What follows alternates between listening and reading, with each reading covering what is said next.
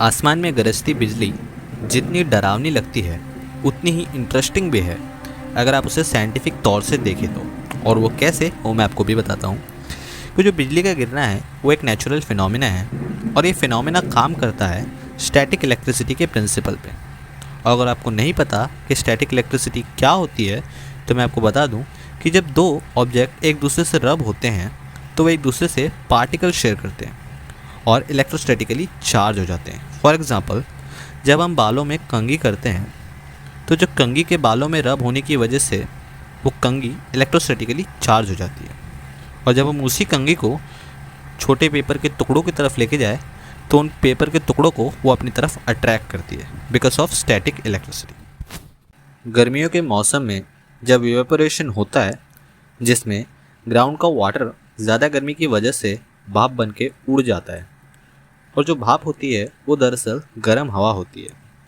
और यही गर्म हवा जैसे जैसे ऊपर जाती है वो ठंडी होती जाती है और क्लाउड का मतलब बादल का फॉर्म ले लेती है।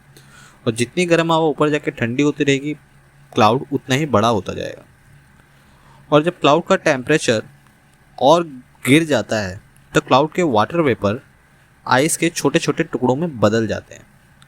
और यही आइस के टुकड़े जब आपस में रब होते हैं तो वो स्टैटिक इलेक्ट्रिसिटी बिल्ड करते हैं जिससे बादल इलेक्ट्रोस्टैटिकली चार्ज हो जाता है।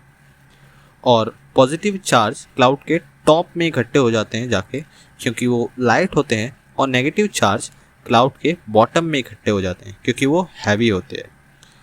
और यही नेगेटिव चार्ज ग्राउंड के सारे इलेक्ट्रॉन को रिपल करके ग्राउंड को पॉजिटिवली चार्ज कर देते हैं।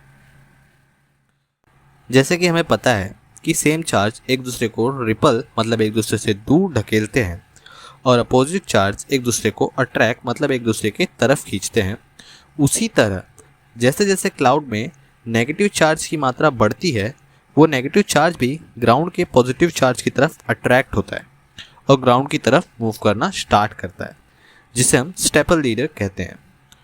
और इसकी स्पीड करीबन 15 मीटर पर माइक्रोसेकंड होती है। जैसे ही ये नेगेटिव चार्ज का डिस्चार्ज ग्राउंड के करीब आता है तो ग्राउंड के पॉजिटिव चार्ज भी अपवर्ड राइज होने लगते हैं ग्राउंड से बिकॉज ऑफ अट्रैक्शन, जिसे हम अपवर्ड लीडर या स्ट्रीमर भी कहते हैं। और जैसे ही स्टेपर्ड लीडर मतलब नेगेटिव चार्ज अपवर्ड लीडर से मिलता है मतलब कनेक्ट होता है, वैसे ही एक पाथ एक रास्ता बन जाता है मच ग्रेटर और मच ब्राइटर इलेक्ट्रिक करंट के लिए to shoot up into cloud. और यही एक लाइट फॉर्म करता है जिसे हम बिजली के चमकने के रूप में देख पाते हैं। मेरे कहने का मतलब ये है, बिजली ऊपर से नीचे आते वक्त नहीं चमकती, वो नीचे से ऊपर जाते वक्त चमकती है। पर वो हमें लगती है कि ऊपर से नीचे आते वक्त चमक रही है क्योंकि वो होता इतना फास्ट है कि हम उसे नॉर्मली देख नहीं पाते। और इस लाइटनिंग मतलब बिजली का टेम्परेचर 5 टाइम ग्रेट होता है सन के टेम्परेचर से।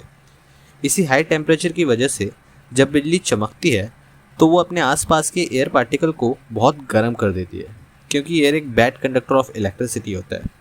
और जो ये गर्म एयर पार्टिकल है वो ठंडे एयर पार्टिकल को दूर पुश करते हैं चमकती हुई बिजली से।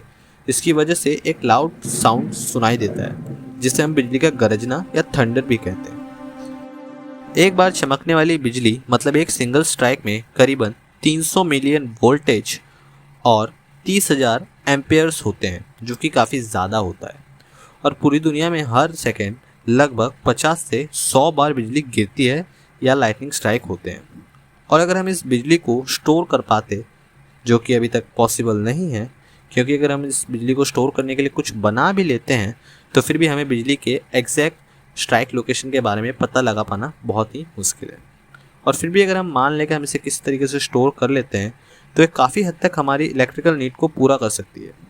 और कुछ लास्ट बातें हैं जो मैं आपको बताना चाहूँगा कि जो बिजली आसमान से गिरती है वो ना ही एसी होती है और ना ही डीसी होती है। और भी तरीके के लाइटनिंग स्ट्राइक होते हैं, जैसे कि क्लाउड टू क्लाउड मतलब एक बादल से दूसरे बादल पे गिरना बिजली का, और एक ही क्लाउड में एक जगह से दूसरी जगह पे गिरना। और जो मैंने आपको बताया था वो है क्लाउड टू ग्राउंड वाला स्ट्राइक, जिसमें बिजली आसमान से मतलब बादल से ज़मीन पे गिरती है। सो बस दैट्स इट। आई होप आपको वीडियो पसंद आया होगा। अगर वीडियो पसंद आया तो प्लीज़ वीडियो को लाइक कर देना, सब्सक्राइब कर देना, बेल आइकन को दबाना बिल्कुल भी मत भूलना। मिलता हूँ आपसे अगली वीडियो में, तब तक के लिए डोंट स्टॉप योर क्यूरियोसिटी।